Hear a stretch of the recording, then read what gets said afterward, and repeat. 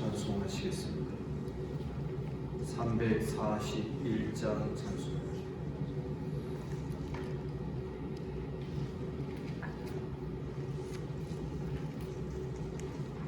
341장 찬송하겠습니다.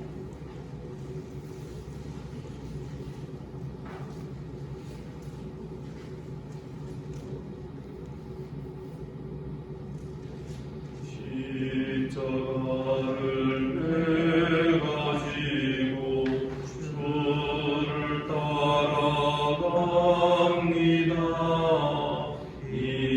이제부터 예수로만 나의 법에 삼겠네. 세상에서 부귀영화 모두 잃어버려도 주의 평안 내가 받고 영생 복을 받겠네. 주도 본욕당했으니 나도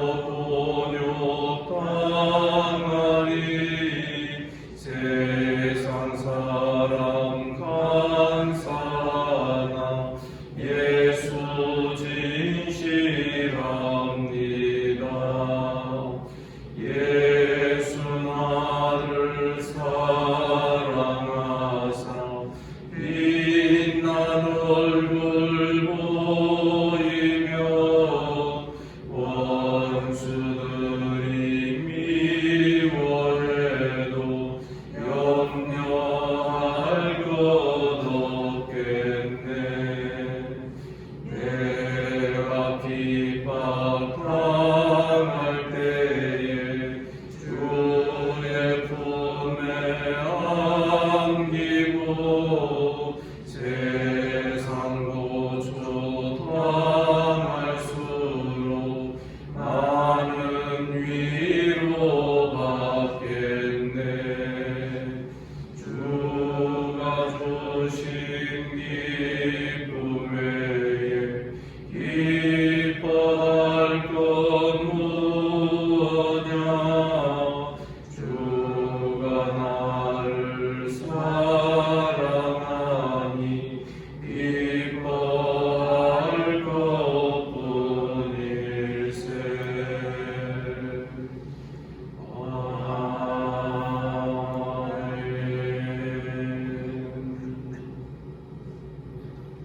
사랑하는 성도 여러분, 우리 주님께서 이 아침에 또 우리를 이 자리로 불러주신 줄을 믿습니다. 사도신경으로 신앙 고백되니 나는 전능하신 아버지 하나님 천지의 창조주를 믿습니다. 나는 그의 유일하신 아들 우리 주 예수 그리스도를 믿습니다. 그는 성령으로 잉태되어 동정녀 마리아에게서 나시고 본디오 빌라도에게 고난을 받아 십자가에 못 박혀 죽으시고 장사된 지 사흘 만에 죽은 자 가운데에서 다시 살아나셨으며 하늘에 오르시어 전능하신 아버지 하나님 우편에 앉아 계시다가 거기로부터 살아있는 자와 죽은 자를 심판하러 오십니다. 나는 성령을 믿으며 거룩한 공교회와 성도의 교제와 죄를 용서받는 것과 몸의 부활과 영생을 믿습니다. 아멘. 하나님 말씀 누가복음 9장 18절부터 27절까지 교독하겠습니다. 9장 18절입니다.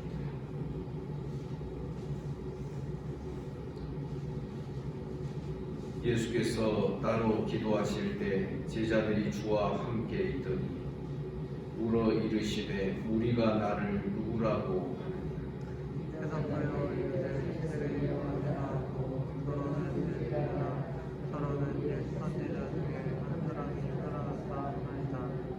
예수께서 이르시되 너희는 나를 누구라 하느냐. 베드로가 대답하여 이르되 그리스도시니이다.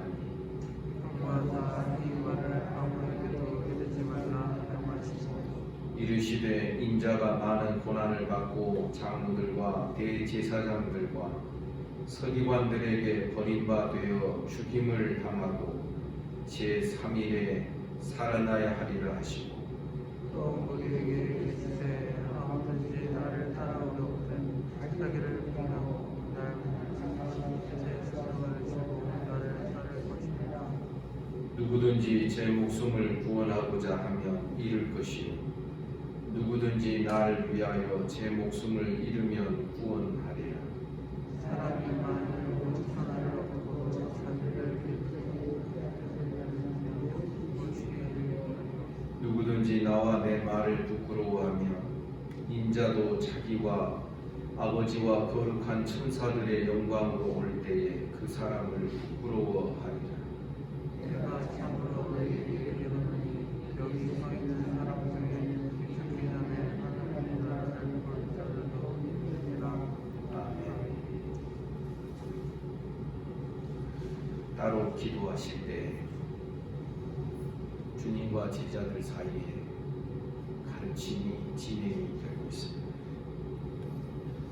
많은 사람들, 무리들 틈바구니에서 그들에게 둘러싸 있을 때에는 어떻게 보면 참 중요한 것들의 가르침을 받지 못할 수도 있습니다.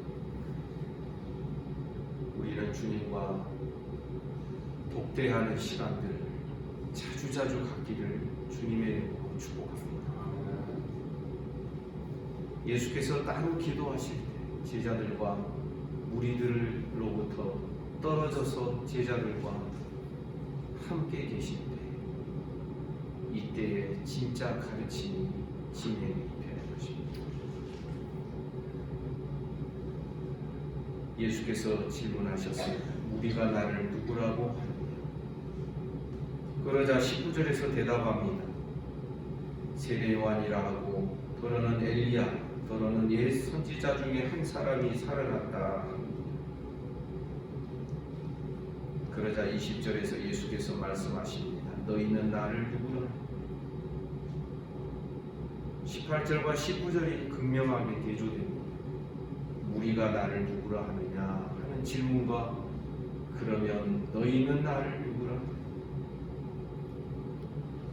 사실 지금도 사람들이 예수님을 어떤 분으로 여기느냐와 우리가 예수님을 어떤 분으로 믿고 고백하느냐가 차이가 얼마든지 있을 수 있습니다. 지금도 세상은 예수님이 어떤 분이시다라고 말하는데 우리가 동의하지 못할 이야기들을 믿는 자들 가운데서도 하고 있다는 것을 우리가 생각합니다. 너희는 나를 누구라 하느냐? 베드로가 대답하여 말합니다. 하나님의 그리스도시, 하나님의 메시아, 하나님께서 기름 부으신 자. 그래서 예수가 메시아요 그리스도시라는 사실을 분명하게 고백을 하는 것입니다. 그런데 이 메시아 그리스도의 이름이 의미하는 바가 뭡니까? 기름을 부었다는 게 무슨 뜻입니까?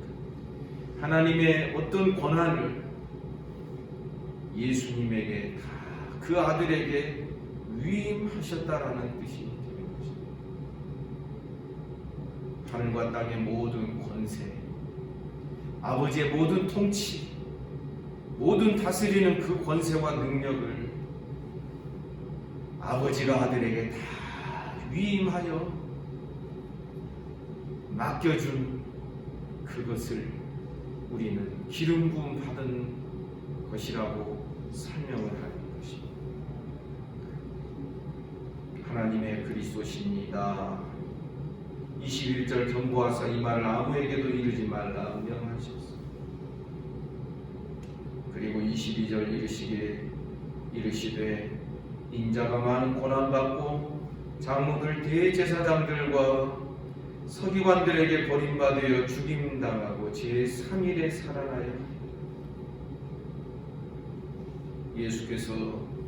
메시아가 되시는 방법이 그 길이 처음으로 가르쳐져요. 복음서에서 처음으로 가이사라 빌립보라는 그 지방에서 이 가르침이 주어지게 됩니다.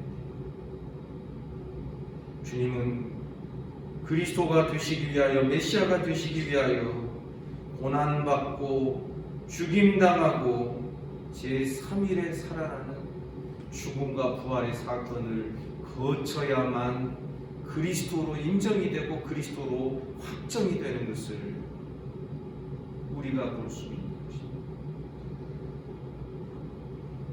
사실 이것이 인간의 본성과 많이 충돌이 되고 거스르는 그런 내용입니다. 우리 사람이 고난을 즐겨하겠습니까? 심지어 믿는 자들도 고난 없는 것을 축복이라고 생각하고 모든 복은 다 받았다라고 평안한 사람을 향하여서 우리가 그렇게 곧잘 말할 때도 있지 않습니까? 그러나 주님 말씀하십니다. 예수께서 그리스도가 되시는 방법은 고난을 받으시고 죽고 부활을 주님도 경험하시고, 주님은 21절에서 경고하여 말씀하셨습니다. 이 말을 아무에게도 이르지 말라. 주님이 그리스도이시지만 고난을 통하여 그리스도가 되시는 이 이야기,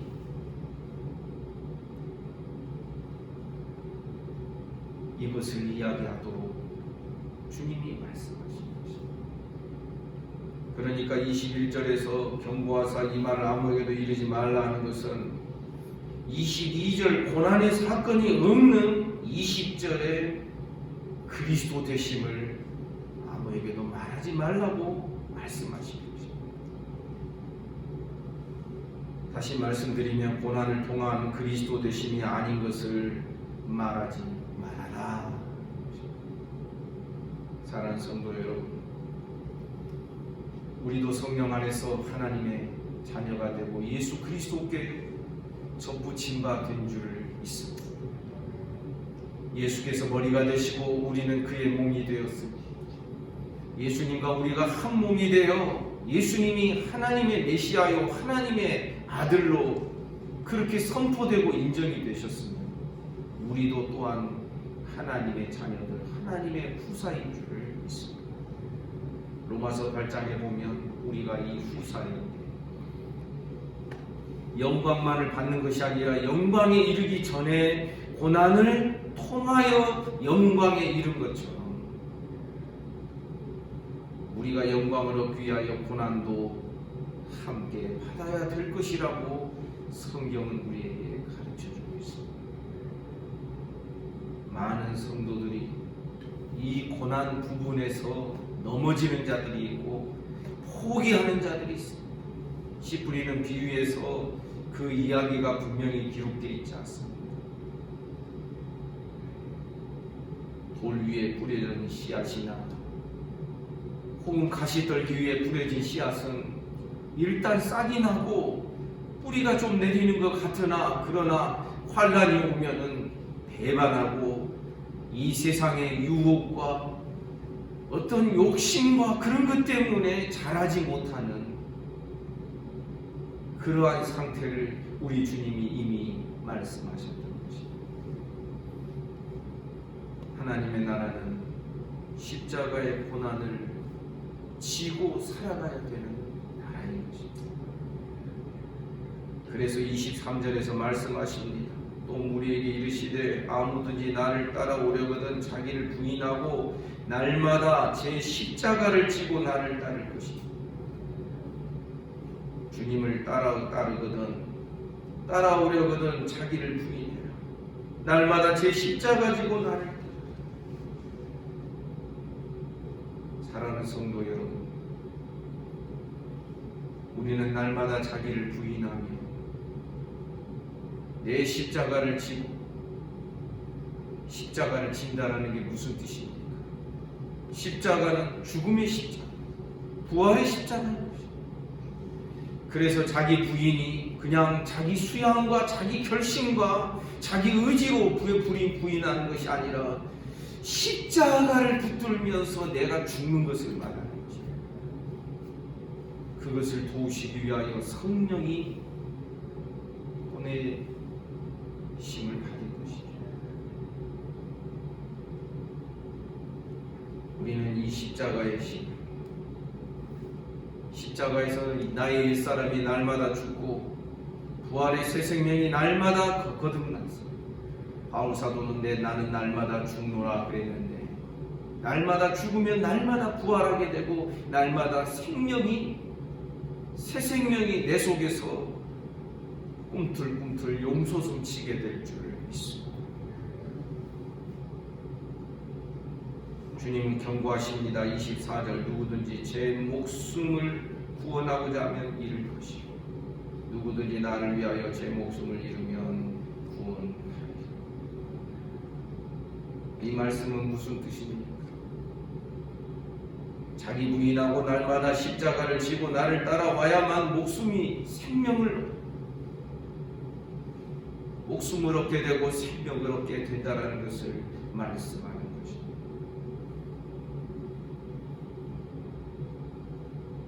자기 목숨을 구원하고자 하면 잃을 것이다. 지금 이 말씀이 갖는 의미가 무엇이냐면, 지금 사람들이 예수님을 세례 요한이하라 하고 더러는 엘리야, 더러는 예 선지자 중에 한 사람이라고 이렇게 말을 할 때 자기 중심에서 예수님을 보고 있는 것입니다. 자기 생각을 포기하지 않습니다. 자기들의 상황과 자기들의 입장과 이것을 포기하지 않고 자기 중심에서 주님을 보기 때문에 예수님을 세례 요한이다, 혹은 엘리야다, 예 선지자 중에 한 사람이다, 이런 식으로 말을 했던 것입니다. 더군다나 이스라엘의 상황이 지금 로마의 속국으로 되어 있습니다. 그래서 대부분의 이스라엘 사람들은, 유대인들은 메시아를 정치적 메시아로 많이 기대하고 있습니다. 우리가 신앙생활할 때 정말 조심해야 될 것이 소망과 내 기대, 내 욕심과 이거 헷갈리면 안 되는 것입니다. 내가 기대하는 눈으로 예수님을 바라보니까 하나님의 아들로 제대로 보이지 아니하고, 세례 요한이다, 엘리야다, 옛 선지자 중에 한 사람이다, 이렇게들 파악하고 판단했던 것입니다. 더 나아가서 주님이 고난을 받으시고 십자가에 달려 죽으시고 사흘 만에 부활하셔야만 된다라고 말씀을 하실 때에 마태복음 16장에서 베드로는 이때에 예수를 간하였다. 본문에 보면 예수님을 이 책망을 한 것입니다. 꾸짖은 것입니다. 주여, 그럴 수 없습니다, 그랬습니다. 사실 누가복음 9장 23절의 말씀이 주어진 배경이 바로 그것입니다. 고난 없이, 죽음 없이, 그저 단순히 예루살렘에 입성하면 이제 왕으로 등극하게 되고 모든 것이 다 평정이 되는, 그것을 제자들은 지금 꿈꾸고 바라보고 있습니다. 그래서 오죽하면 마지막 예루살렘 입성하러 올라가실 때 제자들 두 제자가 있죠. 야고보와 요한, 세베대 아들들의 어머니가 와서 주의 나라가 임하시거든 주의 보좌의 우편과 좌편에 우리 두 아들 앉혀주십시오. 고난 없는 영광에 대하여 얼마나 사람들이 목을 메고 있고 얼마나 그것을 간절히 바라고 있는지.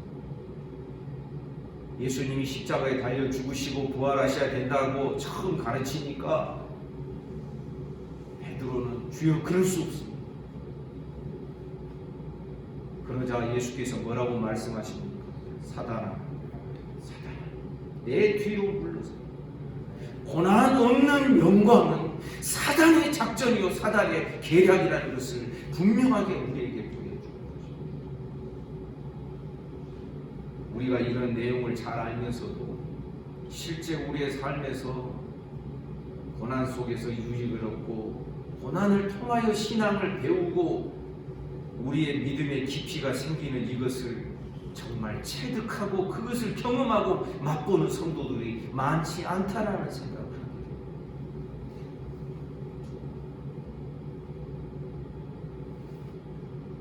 제자들이 부인해야 될 것은 자기의 선입견들이었습니다. 자기들의 기대감이었습니다. 인간의 부패한 본성이 가질 수 있는 고난 없는 영광, 이러한 어떤 그 욕구들, 거기에서 그 안목으로 예수를 바라보는 이런 마귀적인 태도, 사단아 내 뒤로 물러서. 주님이 오죽하면은 바른 신앙 고백을 했던 베드로에게 그렇게 말씀하셨습니다. 주님 말씀하십니다. 제 목숨 구원하고자 하면 잃을 것이다. 자기 부인이 안 되고 자기가 그대로 주장이 되는 자는 결국은 주님을 놓칠 수밖에 없고 자기가 만든 또 다른 예수님을, 이 변형되고 변질된 예수님을 쫓는 그런 결과를 초래할 수밖에 없는 것입니다. 누구든지 나를 위하여 제 목숨을 잃으면 구원하리라. 자기 부인이 되고, 여러분 주님을 따른다는 게 무슨 뜻입니까? 제가 지난번에도 언젠가 설명드렸습니다만은 내가 주님을 따르는 게 아니라 주님이 나를 따라와 주실 것을 자꾸만 요구하는 그런 습성과 경향이 우리 사람들에게 있어요. 하나님 나 이것도 해주시고요, 저것도 해주시고요. 그러나 우리 알아야 됩니다. 우리가 주님 따른다고 하는 자들은 내 생각이 없어야 돼요. 주님의 생각이 내 생각이에요.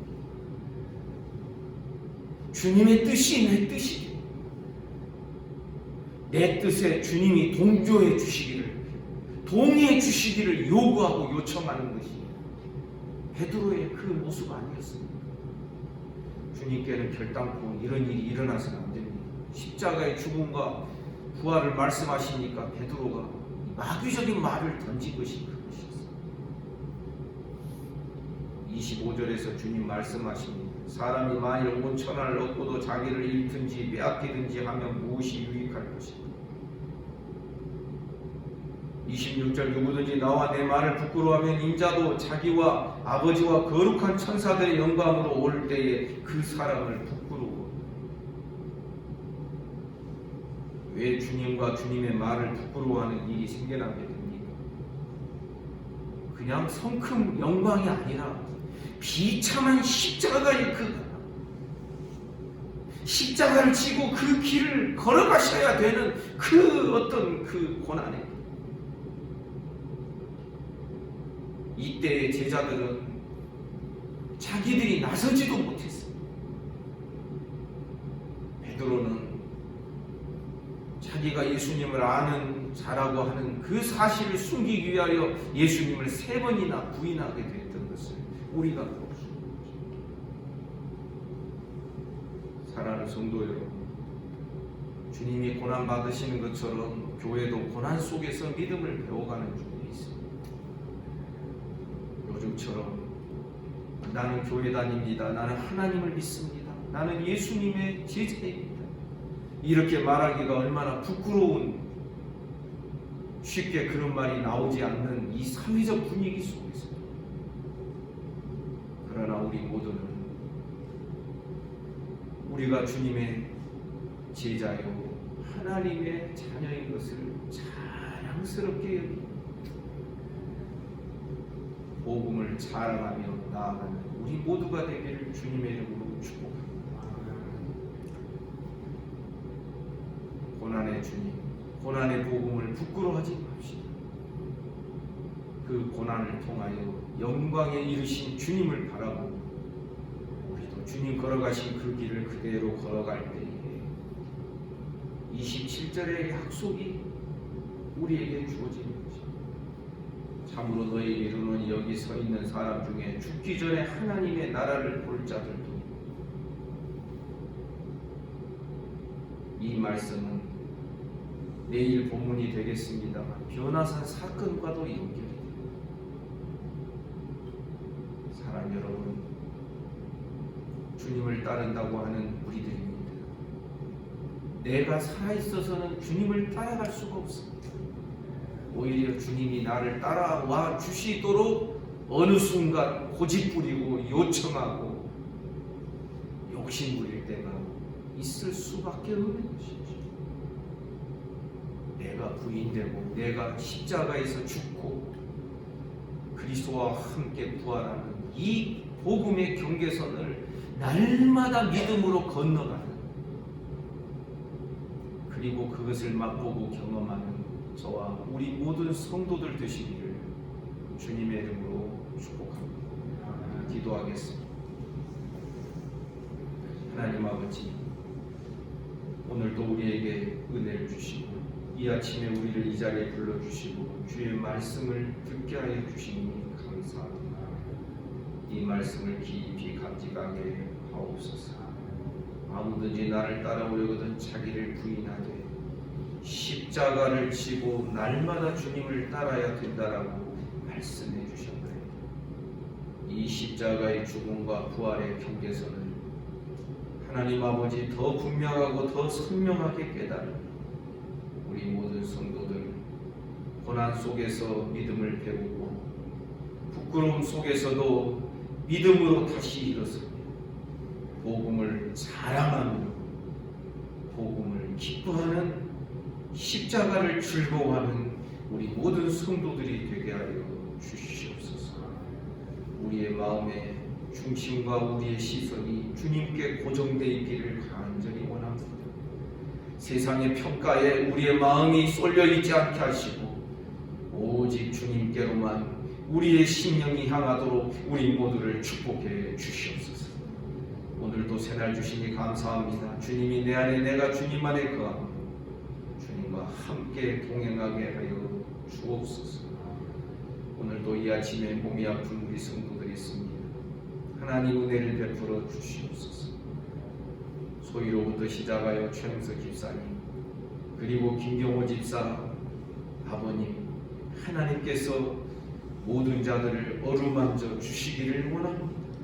예수 이름으로 명하노니 깨끗함을 받을지어다. 오늘 저녁에는 수요예배로 모입니다. 주의 백성들이 모여 예배하는 시간들을 축복해 주시옵소서.